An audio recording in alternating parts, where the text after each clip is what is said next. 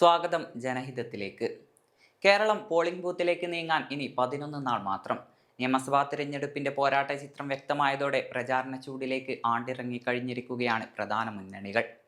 മൂന്നാം ഊഴവും ഭരണ തുടർച്ച പ്രതീക്ഷിച്ചു തന്നെയാണ് ഇടതുമുന്നണിയുടെ മുന്നേറ്റം.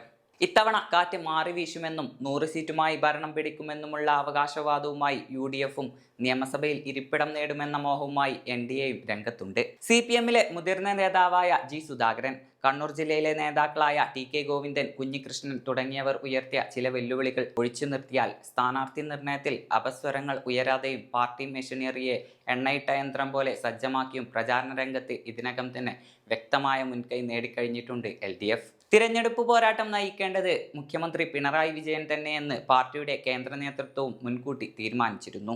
വിവിധ ദൃശ്യമാധ്യമങ്ങളിലൂടെ അഭിമുഖങ്ങൾ നൽകിയും വാർത്താ സമ്മേളനങ്ങൾ നടത്തിയും തിരഞ്ഞെടുപ്പ് യോഗങ്ങളിൽ പങ്കെടുത്തും പിണറായി വിജയൻ തിരഞ്ഞെടുപ്പ് അംഗത്തിന്റെ സാരഥ്യം കയ്യിലേന്തി.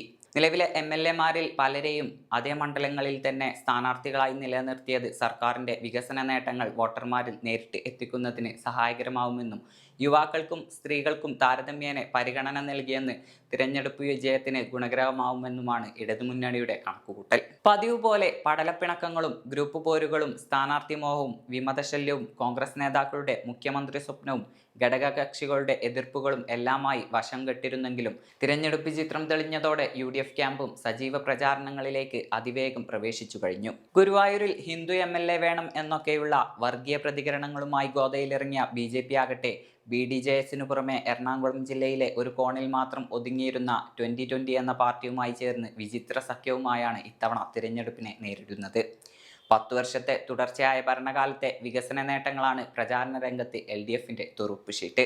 അഴിമതിയില്ലായ്മ, ദേശീയപാതാ വികസനം, വിഴിഞ്ഞം പദ്ധതി, സാമൂഹികക്ഷേമ പെൻഷനുകൾ, സർക്കാർ ജീവനക്കാരുടെ ശമ്പള പരിഷ്കരണ വാഗ്ദാനം, പൊതുജനാരോഗ്യ മേഖലയിലെ മികച്ച സൗകര്യങ്ങൾ, പവർ കട്ടില്ലാത്ത കേരളം, അതിദാരിദ്ര്യമുക്ത കേരളം, പരാതികൾക്കിടം കൊടുക്കാത്ത റേഷൻ സംവിധാനം, ലൈഫ് മിഷൻ ഭവന പദ്ധതി, പട്ടയദാനം, മുണ്ടക്കൈ ചൂരൽമല പുനരധിവാസം, യഥാസമയമുള്ള പാഠപുസ്തക വിതരണം ഉൾപ്പെടെ വിദ്യാഭ്യാസ മേഖലയിലെ മികവുകൾ, പൊതുഗതാഗത രംഗത്തെ മുന്നേറ്റം, ടൂറിസം മേഖലയിലെ വളർച്ച, സംരംഭകത്വ നിക്ഷേപ മേഖലകളിലെ പുതിയ മുൻകൈകൾ, PSC നിയമനങ്ങൾ തുടങ്ങി ഭരണ നേട്ടങ്ങളുടെ വൻ പട്ടികയുമായാണ് ഇടത് ജനാധിപത്യ മുന്നണി ജനങ്ങളെ സമീപിക്കുന്നത്. ശബരിമല സ്വർണ്ണക്കൊള്ള, പോലീസ് നയം, ആരോഗ്യ മേഖലയിൽ സമീപകാലത്തുണ്ടായ ദൗർഭാഗ്യകരമായ ചില സംഭവങ്ങൾ, PM ശ്രീ തുടങ്ങിയ പ്രശ്നങ്ങളാണ് സർക്കാരിനെതിരെ പ്രതിപക്ഷ മുന്നണി ഉയർത്തുന്നത്. തദ്ദേശ തിരഞ്ഞെടുപ്പിൽ UDFനുണ്ടായ മികവാർന്ന മുന്നേറ്റത്തിന്റെ ആത്മവിശ്വാസം അടിത്തറയാക്കിയാണ് പ്രതിപക്ഷം പോരിനിറങ്ങുന്നത്. പുതിയ ചില മനക്കോട്ടകളും കണക്കുകൂട്ടലുകളുമായി BJPയുടെ നേതൃത്വത്തിൽ NDAയുടെ സാന്നിധ്യം ത്രികോണ മത്സരത്തിന്റെ ആരവമുയർത്തുന്നുണ്ട്.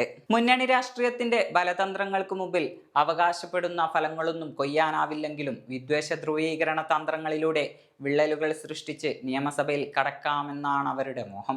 കേരളത്തിന്റെ മതേതര ജാഗ്രത വേണ്ടവണ്ണം ഉണർന്നു പ്രവർത്തിച്ചാൽ ഈ അപകടസന്ധിയെ നിഷ്പ്രയാസം മറികടക്കാവുന്നതേയുള്ളൂ. പ്രതിപക്ഷം LDFനെതിരെ ഉയർത്തുന്ന BJPയുടെ ആരോപണങ്ങളെ തികഞ്ഞ വ്യക്തതയോടെ അവർ പ്രതിരോധിക്കുന്നുമുണ്ട്. തന്നെയുമല്ല, ന്യൂനപക്ഷങ്ങളടക്കം വ്യത്യസ്ത സാമൂഹിക വിഭാഗങ്ങളുമായി ബന്ധം കാത്തുസൂക്ഷിക്കാനും LDF ജാഗ്രത പുലർത്തുന്നുണ്ട്. കൂടാതെ പ്രളയം, കോവിഡ്, പ്രകൃതി ദുരന്തങ്ങൾ തുടങ്ങിയ ഘട്ടങ്ങളിലൊക്കെ ഇടതു സർക്കാർ പ്രകടിപ്പിച്ച ഏകോപന മികവും കരുതലും ഈ തിരഞ്ഞെടുപ്പിൽ തങ്ങൾക്ക് മൂന്നാം ഊഴം ലഭിക്കാൻ കാരണമാകുമെന്നും LDF കരുതുന്നു. 16ാമത് നിയമസഭയിലേക്കുള്ള തീപ്പാറും പോരാട്ടത്തിൽ വിജയം ഇരുമുന്നണികൾക്കും എളുപ്പമായ ഒന്നല്ലെന്ന് ഉറപ്പ്. 100-ലധികം സീറ്റുകളുമായി അധികാരത്തിലെത്തുമെന്ന അവകാശവാദത്തിൽ ആദ്യമുണ്ടായിരുന്ന ആത്മവിശ്വാസം ഇപ്പോഴില്ലെന്ന് UDFനെ നയിക്കുന്ന പ്രതിപക്ഷ നേതാവിന്റെ വാക്കുകൾ കേട്ടാലറിയാം.